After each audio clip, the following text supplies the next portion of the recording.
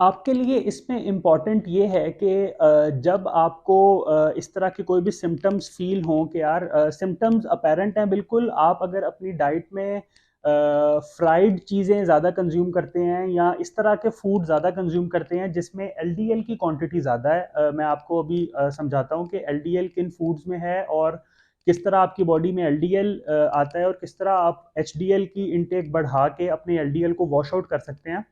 तो जब आप एलडीएल की कंजम्पशन ज़्यादा करें तो उसके साथ आपको हार्ट इश्यूज आपके एफिलिएटेड हैं, आपके लिवर इश्यूज एफिलिएटेड हैं। तो अगर आपको खुदा ना खास्ता इस तरह के कोई भी इश्यूज फेस होते हैं तो अपना कोलेस्ट्रॉल लाजिम चेक करवाएं।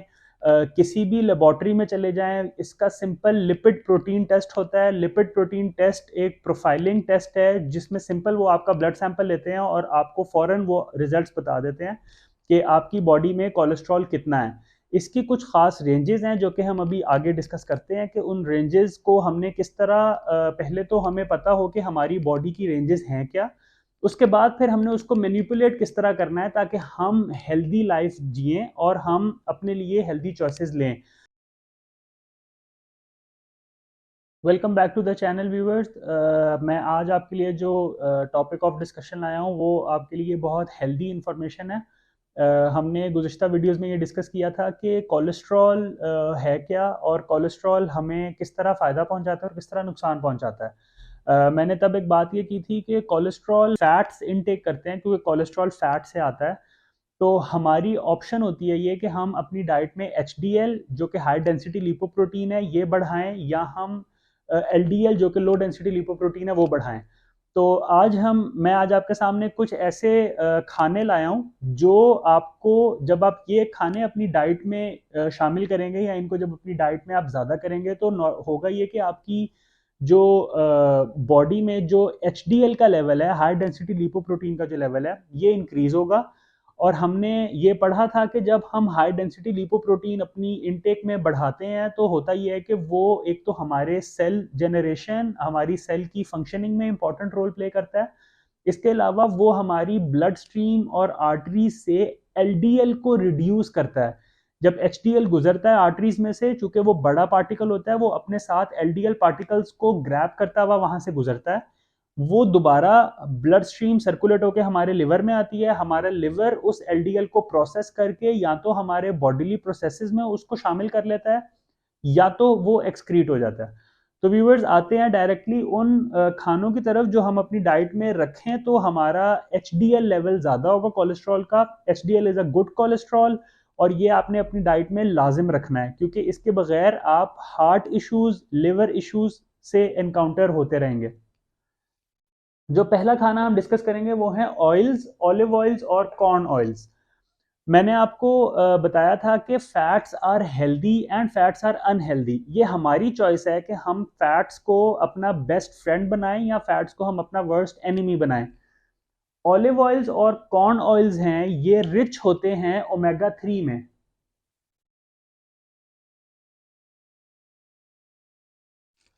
ओमेगा 3 हमारा एचडीएल प्रोड्यूसर है। जब ओमेगा 3 वाला फूड हमारी बॉडी में जाता है, हमारे लिवर में जाता है, तो लिवर उससे एचडीएल हाई डेंसिटी लिपोप्रोटीन बनाता है और फिर वो हमारी ब्लड स्ट्रीम में इंजेस्ट हो जाता है। तो ऑलिव ऑयल्स और कॉर्न ऑयल्स आपने अपनी डाइट में शामिल करने हैं। ये रिच सोर्स ऑफ एचडीएल है। इसके साथ साथ इस चीज को जहन में रखना है कि आपने ऑलिव ऑयल और कॉर्न ऑयल में पकाना नहीं है खाना, आपने इनको एज अ ड्रेसिंग यूज करना है। क्योंकि जब आप ऑयल को तेज आंच पे या इवन हल्की आंच पे फ्राई करते हैं तो फ्राई करने से जो ऑयल्स के जो बॉन्ड्स हैं, जो उसके ग्लिसराइड्स के बॉन्ड्स हैं, वो टूट जाते हैं।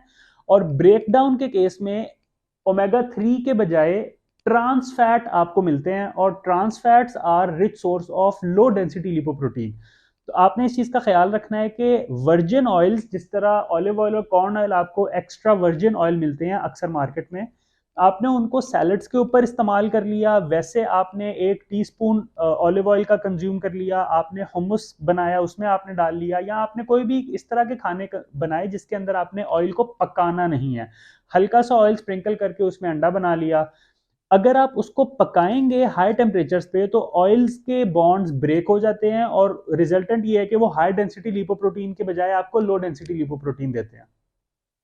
जो दूसरा फूड हम डिस्कस कर रहे हैं वो है purple coloured fruits and vegetables. Viewers, purple coloured fruit and vegetables में आपके पास पर्पल कैबेज आती है, आपके पास एग प्लांट जिसे हम बैंगन कहते हैं वो आता है, आपके पास बेरीज आती हैं, शतूत हो गया, फालसा हो गया, इसके अलावा जितनी भी berries, blue berries, black berries, crane berries, ये सारी बेरीज पर्पल या पर्पलिश कलर में आती हैं। ये आपका high source of rich source of high density lipoprotein है। तो ये अगर आप अपनी डाइट में शामिल रखते हैं तो रिजल्टेंटली आपका एचडीएल लेवल बढ़ेगा और वो एलडीएल को रिड्यूस करेगा। जो तीसरा हमारा फूड है वो है फैटी फिशेस और फिश ऑयल्स। व्यूवर्स, फिश में हमने पढ़ा था कि fish is a rich source of protein as well as fats.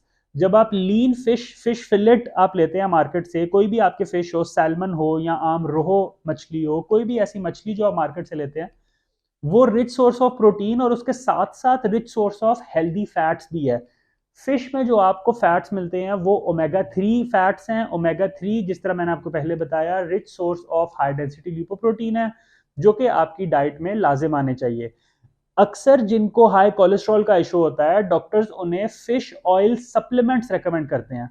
या अगर आप प्रोन है फिश खाने से, आपसे आपसे फिश अगर नहीं खाई जाती, कुछ लोग एलर्जिक होते हैं, कुछ को उसकी स्मेल, सी फूड की स्मेल तंग करती है, और उन्हें अपनी बॉडी में इसके अलावा कोई भी फ्रूट्स या फूड वो नहीं शामिल कर पाते, तो उनको उस केस में माल न्यूट्रिशन होता है ओमेगा 3 की डेफिशिएंसी की वजह से। और उसको कवर करने के लिए हम फिश ऑयल सप्लीमेंट्स यूज करते हैं। फिश ऑयल सप्लीमेंट्स का मेन पर्पज ये है कि वो आपकी बॉडी में ओमेगा 3 बढ़ाते हैं।